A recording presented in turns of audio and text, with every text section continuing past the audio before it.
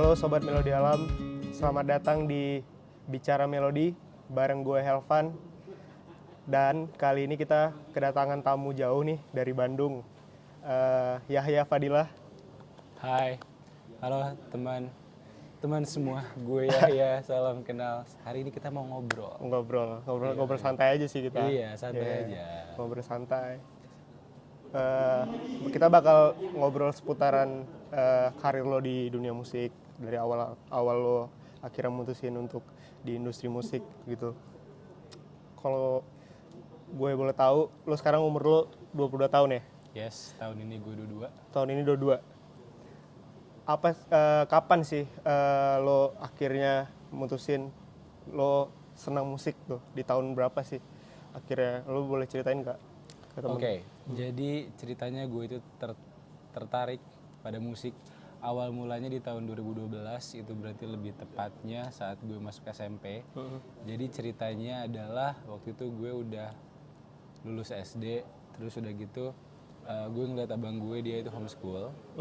Nah dari situ gue kayak tertarik juga gitu, pengen ikutan homeschool karena kayak apa ya, kayak kelihatannya kayak nyantai aja gitu, kayak seminggu belajar berapa kali. Terus udah gitu gue ngomong ke nyokap, dibilang emang kalau misalnya dia pengen homeschool mau punya kegiatan apa gitu. Nah pada saat itu gue pertama kali suka musik gara-gara ngeliat video Sung Ha Jung, dia itu acoustic fingerstyle, gitaris dari Korea. Nah gara-gara gue ngeliat video dia main gitar, gue langsung tertarik pada musik. Jadi ya kayak gitu sih. Berarti salah satu trigger lo seneng musik tuh gara-gara si Sung Ha Jung itu ya, fingerstyle ya. Sebelumnya kan lo cover lagu ya, Yes. sebelumnya kan. Kenapa akhirnya lo mutusin lo jadi penyanyi dan lo nulis lagu sendiri, dan secara performing lo mempersembahkan lagu-lagu lo lah untuk penonton gitu. Apa trigger lo? Triggernya jadi waktu itu di span waktu gue nge-cover itu kurang lebih 3 atau 4 tahun dari 2015an.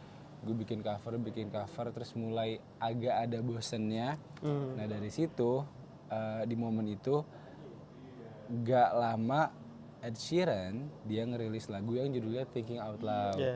Nah gara-gara lagu itu gue dengerin, gue langsung jadi tertarik belajar buat nyanyi gitu. Padahal gue sebelumnya gak pernah ada kepikiran buat nyanyi sama sekali. Nah gara-gara denger lagu itu gue pengen cobain belajar nyanyi.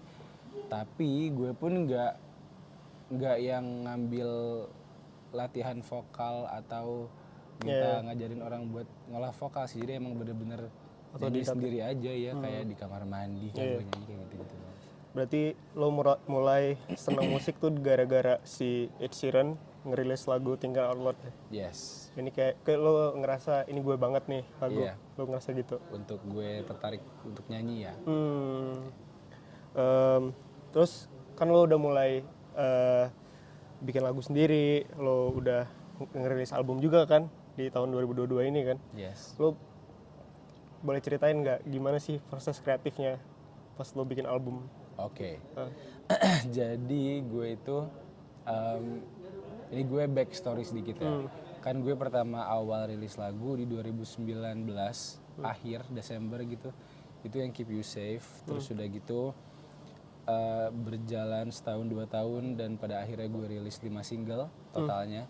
Nah pada saat udah rilis 5 single ini gue langsung mikir kayaknya seru deh kalau misalnya ke depan untuk rilis album aja gitu. Jadi kalau gue udah rilis album pertama, nanti langsung album lagi. Nah setelah itu 5 single gue udah rilis. Di akhir-akhir tahun kemarin berarti start dari November lah kayaknya. Itu gue langsung ngegarap buat album perdana gue yang berjudul South ini. Terus udah gitu proses kreatifnya sebenarnya lagu-lagu yang sekarang ada di album itu udah gue tulis dari 1 tahun kebelakangan kemarin.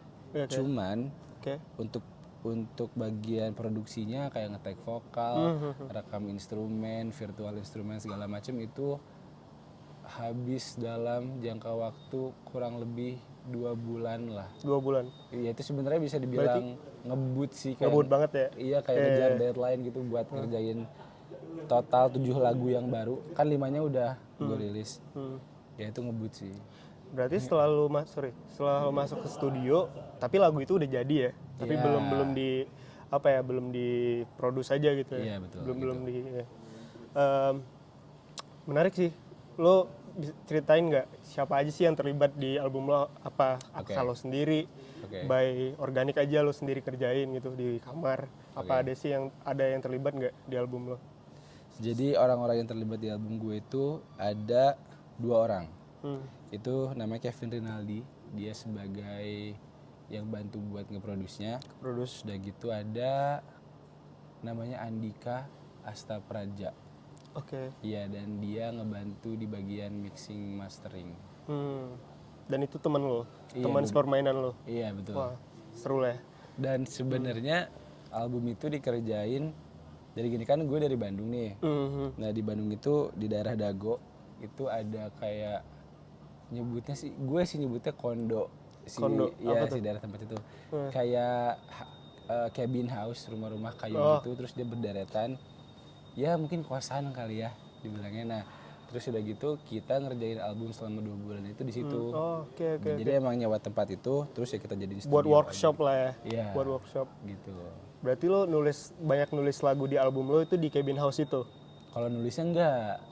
Untuk produksinya ya, untuk rekaman ya, rekaman ya. Betul. Yeah. Lo apa sih yang menginspirasi lo lah pas lo ngerjain album itu? Siapa sih yang menginfluence lo? Yang menginfluence.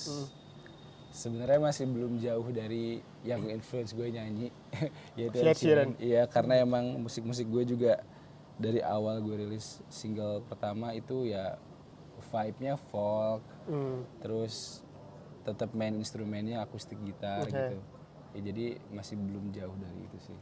Berarti pengaruh Ed Sheeran buat karir lo di musik tuh gede banget ya? Iya, gede banget. Salah satu yang hero lah. Iya.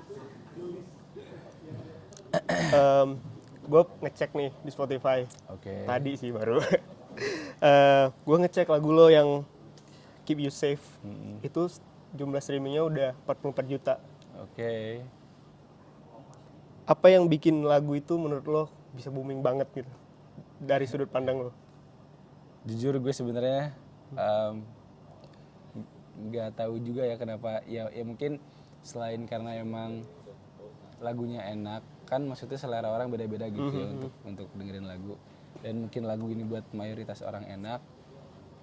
Gue sebenarnya kalau dibilang formula atau kayak gimana gue nggak tahu juga, tapi mungkin bisa dibilang karena di lagu itu kan balik lagi basic gue mainnya solo gitar, fingerstyle, dan akhirnya gue bikin lagu Keep You Safe single pertama itu dengan nuansa yang akustik gitarnya kental banget, petikan gitu. Iya, jadi dari yang gue udah lihat sih kayak di YouTube atau di TikTok, orang-orang banyak yang tertarik untuk ngulik gitar, itu salah satu alasannya mungkin.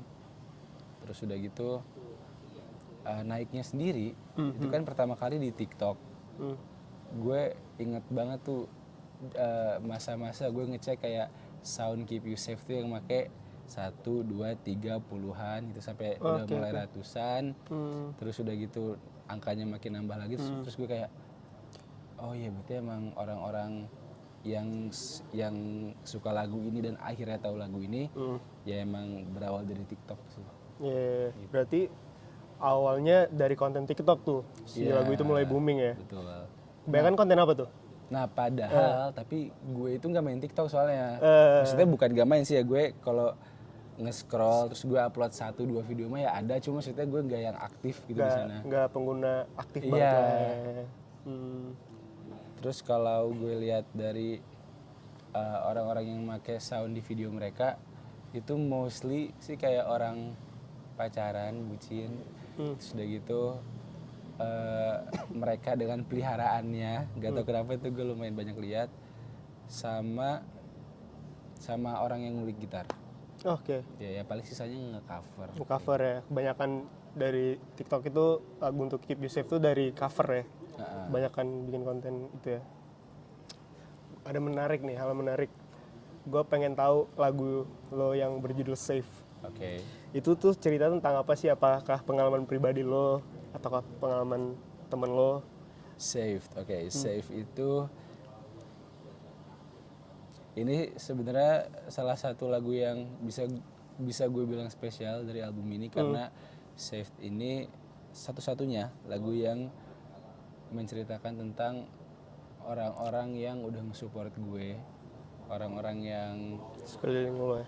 iya kayak ya intinya dari awal gue berkarir di musik sampai sekarang kan tentunya banyak banget dukungan gitu dari lingkungan, dari pendengar, dari orang-orang yang emang ngikutin gue dari awal gitu. Nah intinya gue pengen bilang kayak terima kasih, tanpa adanya kehadiran lo gue nggak akan ada di sini gitu.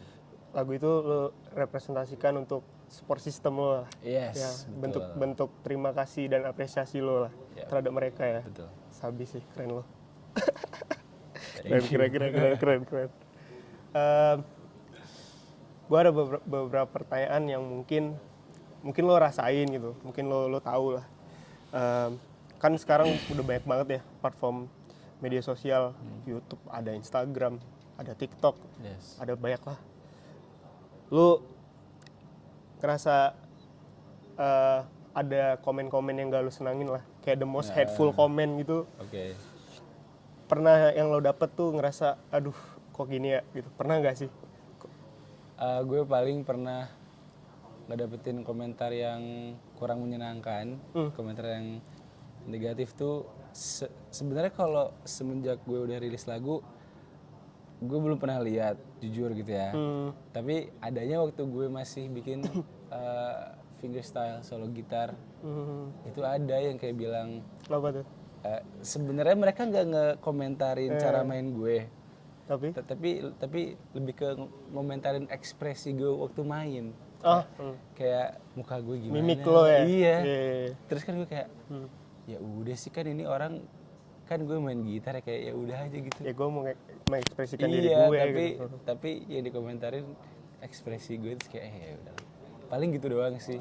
Berarti lebih kepada ekspresi lo daripada teknik lo main. Iya, kan padahal yang gue suguhin di video itu kan sebenarnya ya cara gue main gitar aja. Lo terganggu dan atau sebel nggak dengan Enggak. itu? Enggak sih. Ya udah kayak berlalu aja Iya, gitu. kayak Ya udahlah gitu ya. Iya. Oke, menarik. Lo mau ceritain ini nggak sih? Oke. Gue mau nanya, kan setiap orang pasti ngerasain ada momen-momen down, ada momen dark ya di hidupnya. Di usia lo yang 22 tahun ini, lo ada nggak sih momen tergelap di hidup lo? Momen tergelap. Kayak yang buat lo down gitu segala macam. Pernah nggak sih lo ngerasain gitu? Kalau yang ngebikin gue down,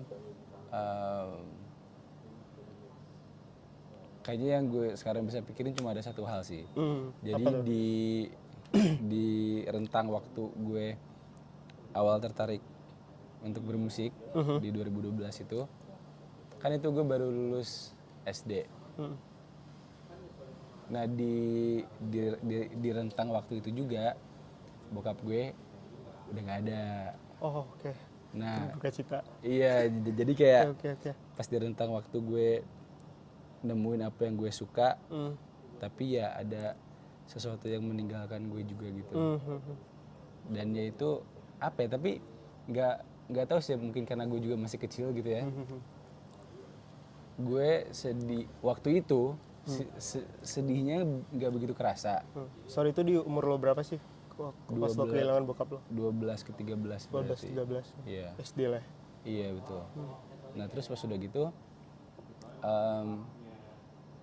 gue waktu di umuran segitu nggak begitu kerasa sedihnya, tapi waktu gue udah mulai dewasa, nah itu baru kerasa. Akhirnya lo kerasa? Iya. Ada mungkin sesuatu yang hilang. Iya. Gitu. Itu doang sih paling yang gue pikirnya. Berarti momen down lo ketika kehilangan bokap lah ya? Yes. Itu, nah karena pertama kali juga gue belajar gitar, itu karena ada gitar di rumah dan itu gitar bokap. Gitar bokap? Iya. Dan di rumah gitarnya jarang ada yang mainin gitu. Dan akhirnya gitar itu gue pakai buat belajar gitu. Oke. Berarti bokap lu menginspirasi lo untuk belajar gitar juga lah. Iya, karena bokap gue emang main gitar juga sih. Dan dia memperkenalkan lo musik juga. Kalau memperkenalkan musik Enggak. secara kayak vokal ngasih tahu gitu enggak, cuman ya kalau misalnya bokap gue lagi ada di sekitar gue, dia sering dengerin musik. Oke. Lo ada nggak sih kayak hal yang pengen lo sampein yang mungkin belum pernah lo sampein di podcast atau di interview lo? Ada nggak buat teman-teman yang mau lo Oke. sampein? Ini sebenarnya gue gak inget kalau gue udah pernah nyampein atau belum, cuman ada fun fact soal kan orang-orang kebanyakan pasti taunya Keep You Safe itu lagu pertama gue. Padahal enggak. Oh iya. Sebenarnya ada single pertama banget yang gue udah rilis. Tapi gue sebenarnya bersyukurnya karena single itu gue rilis cuma di YouTube doang. Jadi sebenarnya cuma gue upload doang sih. Judulnya Sorry ada. Sorry. Tapi kalau misal lu cari di YouTube masih keluar karena ada orang yang nge-upload. Oh, sebenarnya udah lo take down Udah lagunya. gue take down. Tapi ada yang Jadi si Sorry ini gue rilis di 2018. Keep You Safe setahun setelahnya. oke. Nah, di selang-selang waktu gue mau rilis Keep You Safe, gue mikir kayak, tapi kalau gue mau rilis lagu yang Keep You Safe ini, gue pengen lagu yang ini udah nggak ada nih, karena setelah gue denger berbulan-bulan setelah gue upload, gue gak suka gitu loh, kayak aduh kok lagunya gini ya. Kayak gitu jadi kepikiran sendiri, ya udah lagunya gue take down. Oke, berarti lagu Sorry itu udah lo take down ya? Iya, Udah lo take down, tapi ada orang yang re-upload. re-upload lagi. Iya gitu. Iya. Apa alasan lo akhirnya kok gua nggak seneng nih sama nih lagu? Apa sih? Gue sebagai yang bikin dan gue upload dan gue denger berbulan-bulan setelahnya, gue ngerasa cringe sendiri sih, kayak aduh kenapa gini ya gitu. Secara lirikal atau Lyrical. Lirikal ya? Lyrical. Secara lirikal. Iya. Tapi secara musik juga boring sih, jadi ya udahlah gue take down. Itu di umur lo berapa tuh? Si Sorry itu lo bikin? 18 berarti. Oh, berarti di masa-masa lo transisi. Yoi. Iya. Dari remaja lah, teenage banget deh. Iya.